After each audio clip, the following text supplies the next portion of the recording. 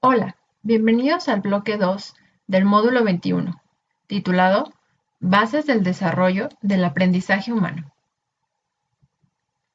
Durante este bloque hablaremos sobre 5 diferentes temas. En primera, hablaremos sobre el habla, la lengua y el lenguaje. En el tema 2.2 hablaremos sobre la expresión, conexión y comunicación. En el tema 2.3 hablaremos sobre la postura, el equilibrio y el aprendizaje. En el tema 2.4 hablaremos sobre la continuidad entre el esquema corporal y la conciencia corporal. Y en el último tema hablaremos sobre la integración del sistema postural y la potencialidad corporal. Bien, pues empecemos con el tema 2.1, el cual habla sobre la lengua, el habla y el lenguaje. Para iniciar, hay que tener en cuenta los diferentes niveles que componen la comunicación humana. El más básico es el habla, el cual solamente consta de las habilidades fonéticas y de la expresión oral de la lengua. Por ejemplo, lo que estamos haciendo ahorita, hablar, expresar palabras. Otro de los componentes que tenemos que aprender a diferenciar es la lengua, el cual ya es un sistema de signos orales o escritos para comunicarse dentro de un grupo. Esto también lo conocemos como idioma. En otro nivel está el lenguaje, el cual hace referencia a las habilidades lingüísticas y al proceso cognitivo. Es la comunicación a través de los signos. Por ejemplo, hacemos énfasis sobre el lenguaje verbal o el lenguaje no verbal, porque podemos expresarnos, podemos transmitir una idea, aunque no utilicemos las palabras. Entonces utilizamos un sistema diferente. ¿Sí? Y pues todo esto va a permitir que nos comuniquemos. Para poder desarrollar la comunicación, requerimos de transmitir y recibir ideas de forma constante. Para eso, el proceso principal al cual hacemos soporte es a la teoría de la mente, ya que necesitamos anticipar y organizar qué es lo que queremos expresar y necesitamos también de la comprensión sobre lo que el otro está expresando para entender qué es lo que nos quiere decir. ¿Sí? Entonces, esos son los diferentes componentes que hay que aprender a diferenciar. Muchas veces nosotros escuchamos como, es que hablas eh, inglés. Sí, la lengua o el idioma es el inglés. El habla no tiene, digamos, como un marco, ¿sí? No podemos decir es el idioma inglés, es la lengua inglesa, pero el habla solamente es la expresión oral, ¿sí? Y por ejemplo, el habla queda solamente en la transmisión verbal, mientras que el lenguaje, por ejemplo, el inglés, el francés, el español, el portugués, puede transmitirse o puede expresarse a través de diferentes formas. Puede ser oral, puede ser escrito, ¿sí? Bien, en esta tabla ejemplifica las diferentes características que tienen estos tres conceptos que están relacionados a la comunicación. Y bueno, el lenguaje es un proceso cognitivo muy complejo, el cual tiene ciertos periodos de desarrollo. Tiene dos periodos críticos, esto es, que son ventanas de oportunidad o de un incremento acelerado para el desarrollo de adquisición del lenguaje.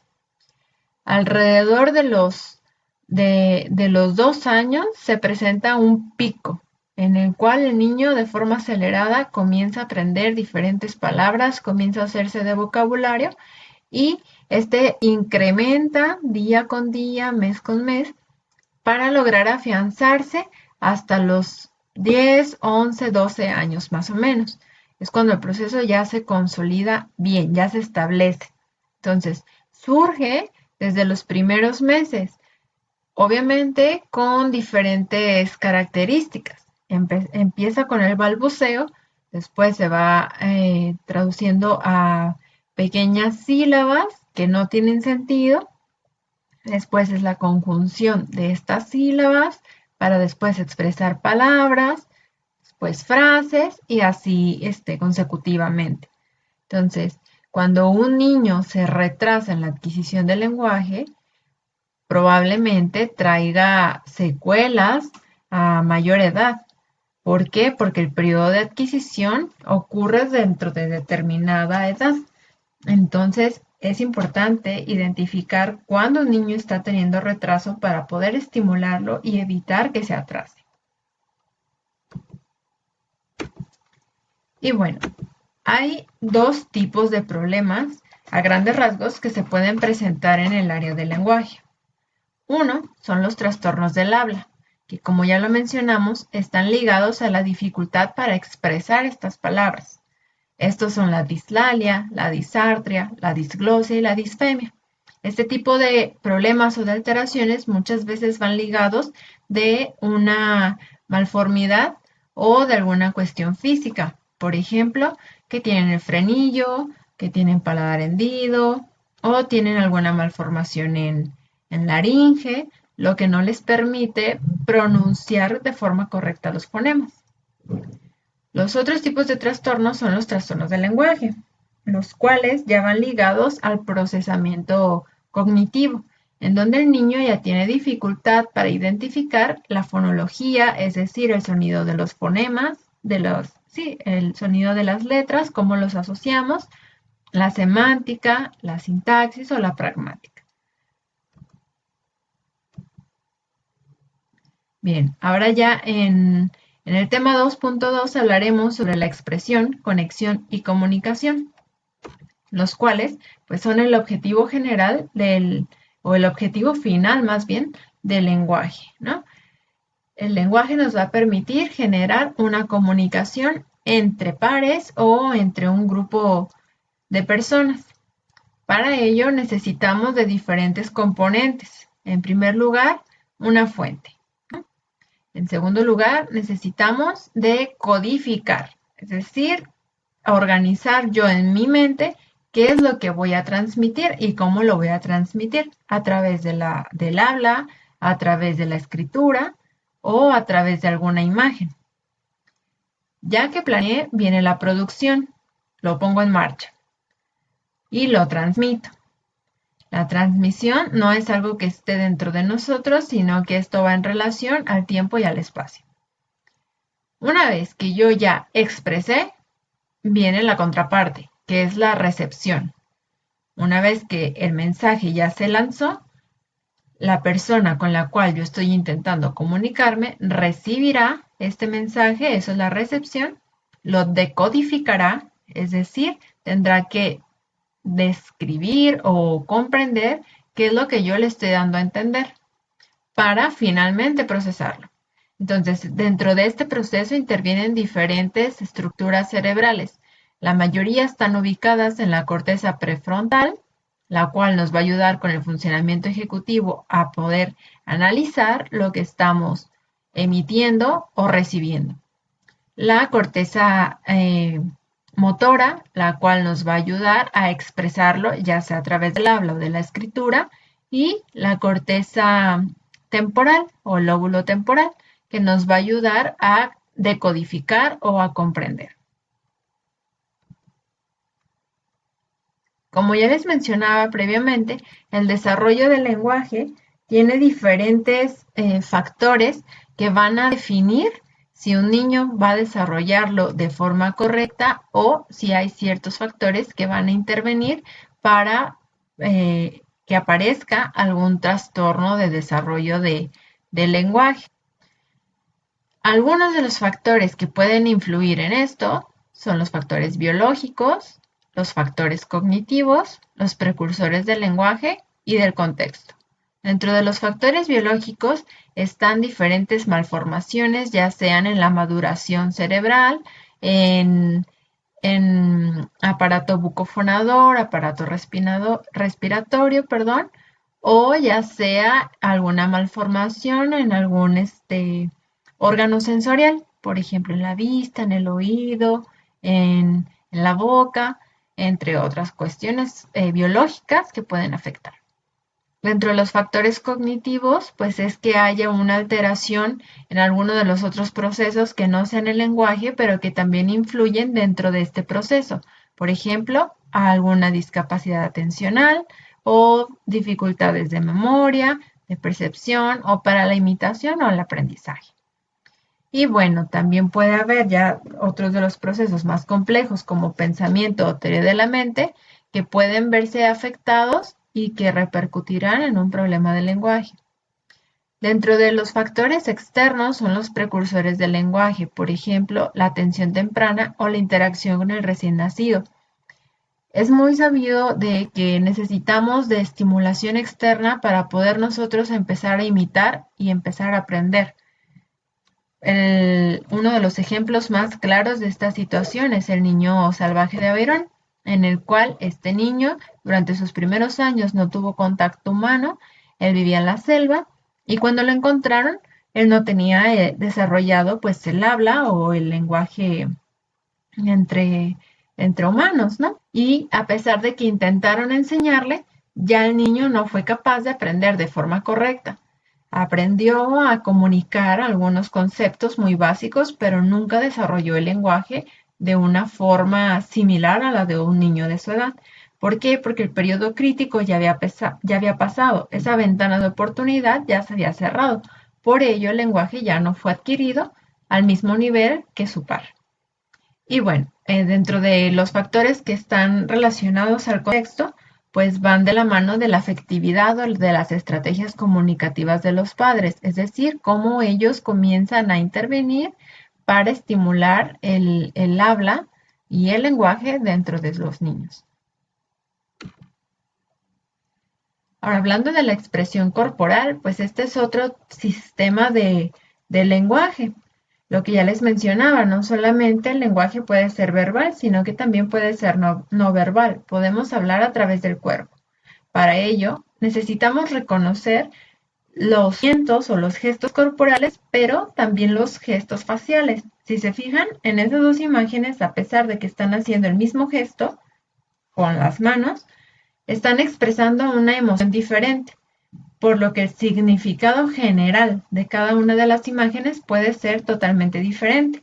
El primero puede transmitirnos quizás cierta angustia, está esperando que algo bueno pase para salvarlo, mientras que la imagen de la chica de la derecha puede expresarnos cierta esperanza o como que algo positivo viene, ¿no?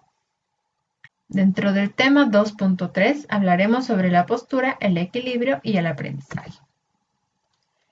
El aprendizaje se basa de la integración sensorio-perceptivo-motriz. Esto quiere decir que se aprende a través de todos los sentidos, a través de las percepciones que generamos de lo que estamos recibiendo por nuestros sentidos y de nuestras habilidades motoras.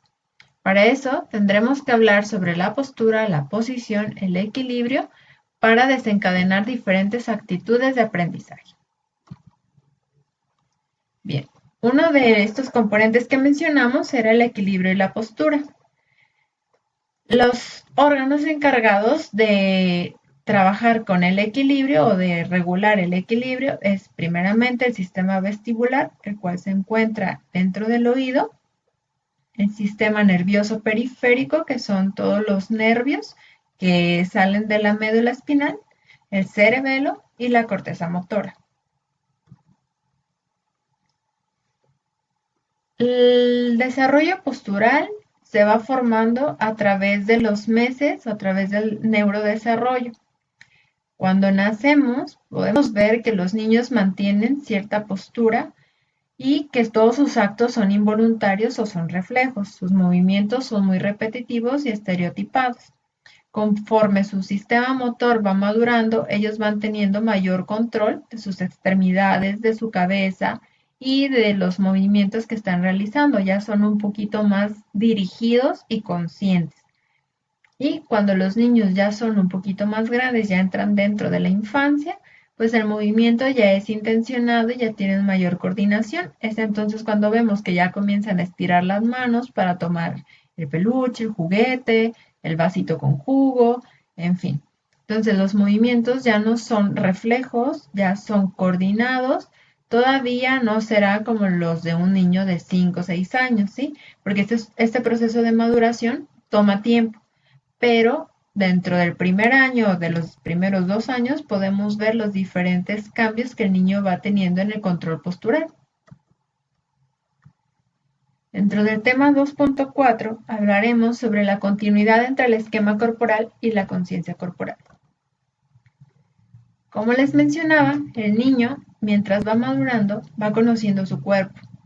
El esquema corporal es que el niño reconozca todas las estructuras de su cuerpo, aprende a identificarse a él mismo como Roberto, como Laura, como Esteban. Entonces el niño tiene que aprender a identificar cómo es, cómo se ve él y a reconocer su cuerpo dentro de un espacio, es decir, si levanto mi mano, cómo es, si levanto mi pierna, cómo es, fijo con mi cuerpo.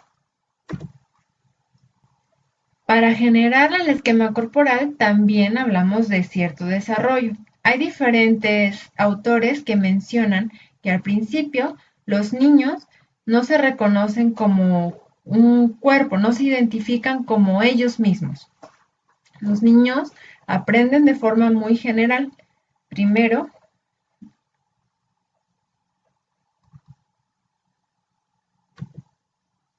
bien, el esquema corporal también pasa por un proceso de desarrollo. Existen diferentes autores que dividen en etapas sobre cómo se va madurando el esquema corporal. Estos puntos de vista van a variar dentro de cada uno de los autores, aunque no difieren demasiado, ¿sí? En primer lugar, el cuerpo se identifica por las experiencias que tienen. Si me quemo, entonces me reconozco como ese dedo es parte de mi cuerpo. Después, el niño ya aprende a identificar, aunque no viva la experiencia, ya aprende a identificarse a él como Roberto, como Esteban, sin vivir una experiencia. Y en la última, yo ya genero mi representación mental de mi propio cuerpo. Ya reconozco cómo es mi cuerpo, aunque no lo esté viendo, aunque no esté yo sintiendo. Y bueno, ¿qué aspectos cognitivos ayudan a regular el esquema corporal o ayudan a identificar sobre el esquema corporal? Pues el primero es la percepción, pero también influye sobre la lectura, la lateralización, la escritura, las habilidades visoespaciales, la orientación y las habilidades matemáticas. Entonces hay algunos procesos cognitivos que tenemos muy claro la relación que tienen que ver con el esquema corporal, pero hay otros en los que quizás sea un poquito más complejo entender la relación, como por ejemplo la escritura, la lectura, las habilidades matemáticas. Y esto es porque si yo tengo noción de mi cuerpo, yo tengo noción de la lateralidad izquierda-derecha, esto me va a ayudar para el proceso de lectoescritura o para las habilidades matemáticas. ¿Por qué? Porque dentro de estas áreas el orden que seguimos para el acomodo de las letras, para el acomodo de los números es muy importante. Entonces yo las acomodo, las letras, acomodo los números con base a mi cuerpo como eje, ¿no? Entonces necesito primero tener mi esquema corporal bien consolidado para posteriormente poder desarrollar estos procesos que son un poco más complejos. Y dentro del tema 2.5, que habla sobre la integración del sistema postural y la potencialidad corporal, hay que aclarar primero qué es la potencialidad corporal. Va muy de la mano con la conciencia. La potencialidad es esta capacidad de ya identificar cuáles son todas mis sensaciones dentro de mi esquema corporal, pero yo tengo la capacidad de decidir cuáles son las que cuáles son las que yo quiero hacer énfasis y cuáles son aquellas que quiero inhibir. Por ejemplo, si estoy dentro de un salón de clases en donde está el aire acondicionado prendido y yo estoy sintiendo mucho frío, entonces yo puedo aprender a inhibir eso, a restarle importancia para nosotros enseñar a los niños sobre de qué sirve la potencialidad corporal. Bueno, esto nos va a ayudar para que el niño aprenda el uso de diferentes objetos, para que aprenda a actuar de forma independiente con ambas mitades del cuerpo, para que aprenda el lenguaje no condicionado, que desarrolle su creatividad y que tenga una capacidad de aprendizaje más elevada. Algunas de las actividades que podemos desarrollar para ayudar a los pequeños a la integración del esquema corporal son algunas de las que se muestran aquí. Por ejemplo, a identificar las diferentes partes del cuerpo, primero dentro de un esquema que se vea similar a ellos y después en ellos mismos. Actividades de motricidad, por ejemplo, el baile o los deportes. Actividad de imitación, en donde los niños copien las diferentes posturas que están haciendo otras personas. Y actividades de coordinación o de motricidad gruesa. Bien, espero que te haya quedado entendido los temas que revisamos dentro de este bloque. Si hay alguna duda, los invito a exponerlas dentro del foro de consultas.